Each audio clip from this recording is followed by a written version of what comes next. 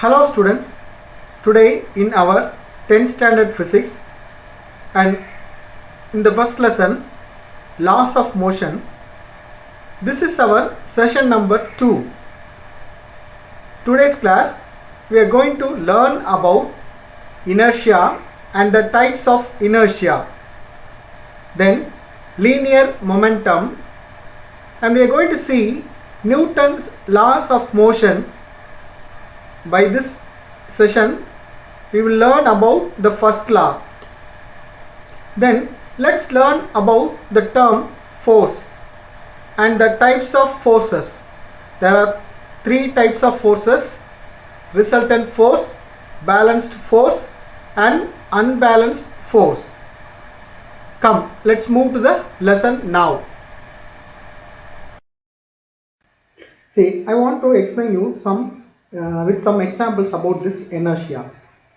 While traveling in a bus, when a sudden brake is applied, the upper part of our body leans in the forward direction. Similarly, when the vehicle suddenly moves forward from rest, we lean backward. This is because our body would like to continue to be in its state of rest or state of motion, which is called as inertia. Let me give the explanation for the inertia. The inherent property of a body resists any change in its state of rest or the state of uniform motion unless it is influenced by an external force, is known as inertia. See, the inertia has been divided into 3 types. What are the types? Inertia at rest, inertia at motion and inertia at direction. First, let us move to the inertia at rest. Resistance of a body to change its state of rest is called inertia at rest. So, what do you mean by resistance? The resistance is the power to oppose the external force.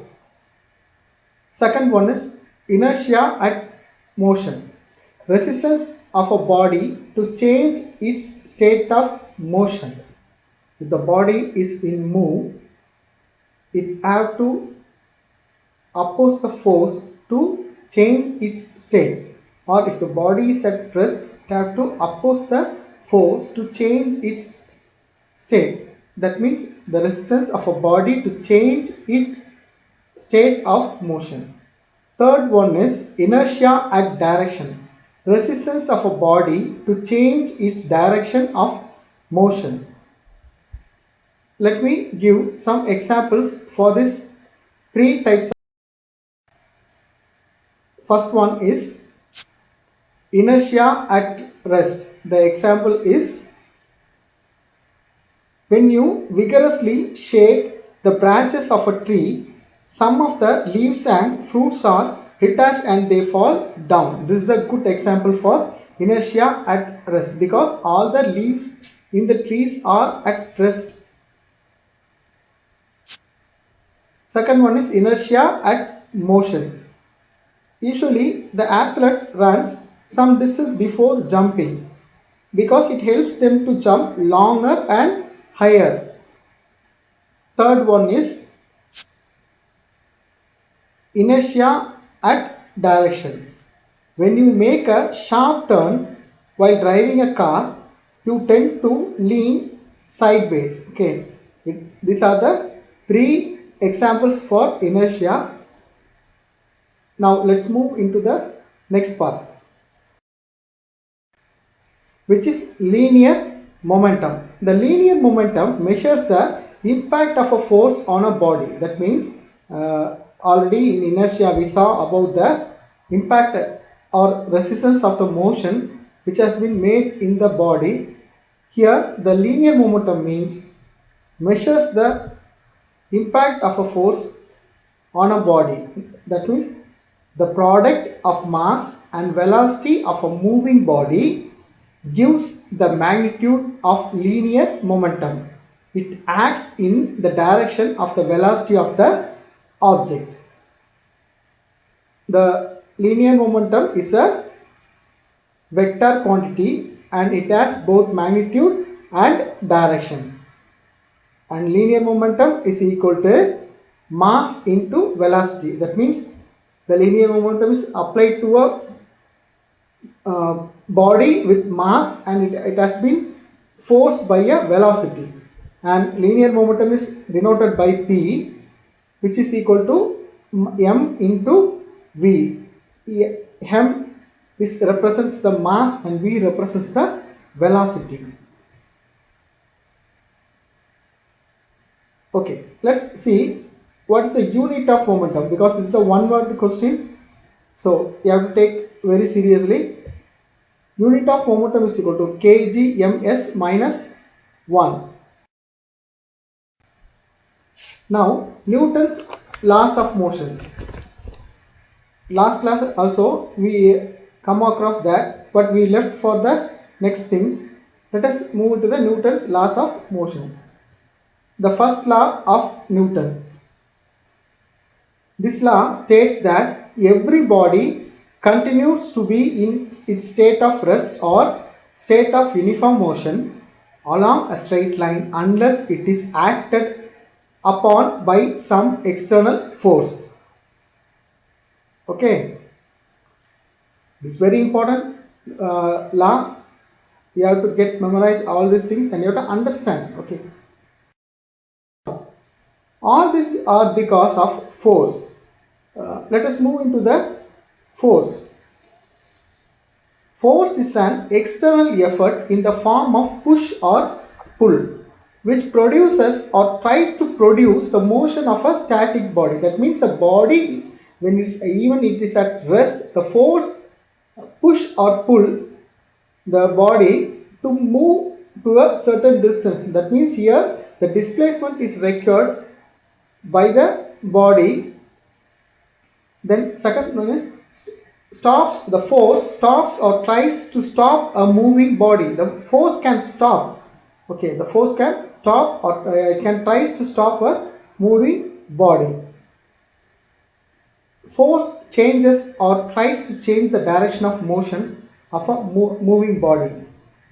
When you throw a cotton piece or when you throw a bricks from the top of first floor of the building, you are expecting to the cotton or a brick in the same straight line in the ground, but it has been changed due to the air.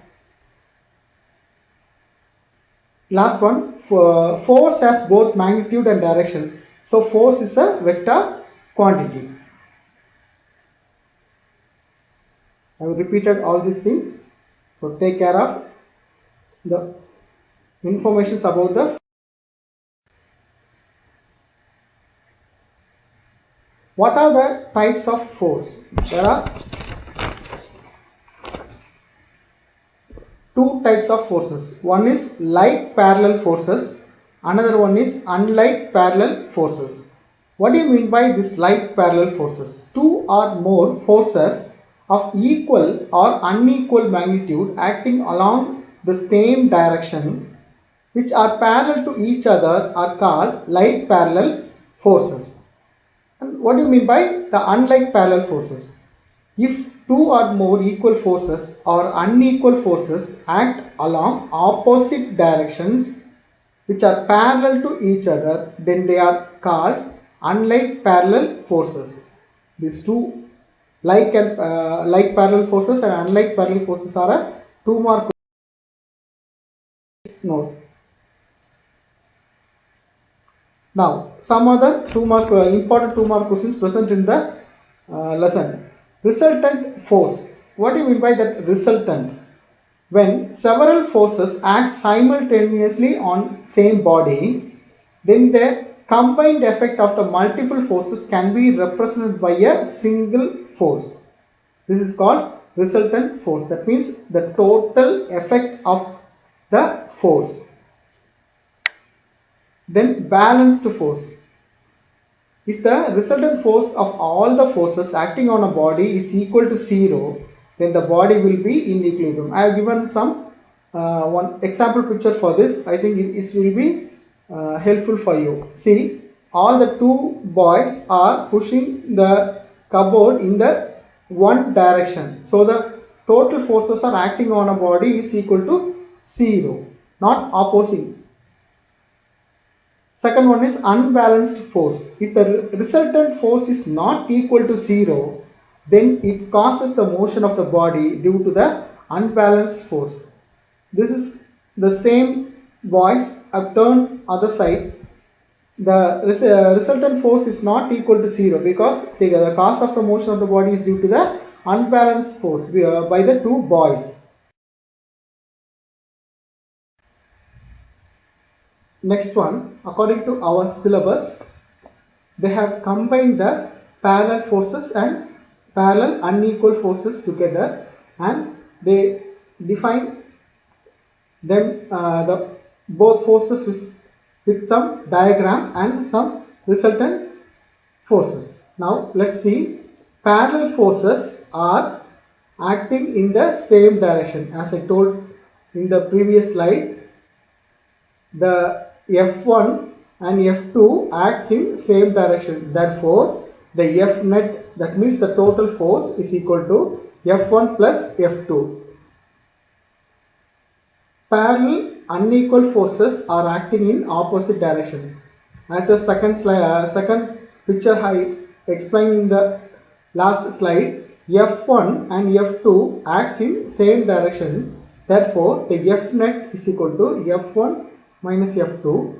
If F1 is greater than F2 and F net is equal to F2 minus F1, if F2 is greater than F1, F net is directed along the greater force. If the two forces, one maybe F1 or F2, have a greater force, then the box will move in that direction. Parallel equal forces are acting in opposite directions in the same line of action. F1 is equal to F2, F1 and F2. Therefore, the total net force is equal to F1 minus F2. F1 is equal to F2 here, so the F net is equal to 0. Rotating effect of force. Let me show a door for your reference. See, there is a door picture, and in that door I have pointed out the main important thing. Did you notice the position of the handle in this door? Here the position of the handle is here. Okay. Usually it is placed at the edge of the door. Why it is not placed in the middle? Is it possible? Actually, the door can be easily opened or closed when you apply the force at the point far away from the fixed edge. Here, the fixed edge is here. This is the fixed edge. The turning effect of the applied force is more when the distance between the fixed edge and the point of application of force is more. And I will give another example for this rotating effects of force. Now fix one end of the rod to the floor or wall and apply a force at the other end tangentially. The rod will turn about the fixed point, and which is called as the point of rotation. Thank you, students. Thank you. Let's meet in the next class.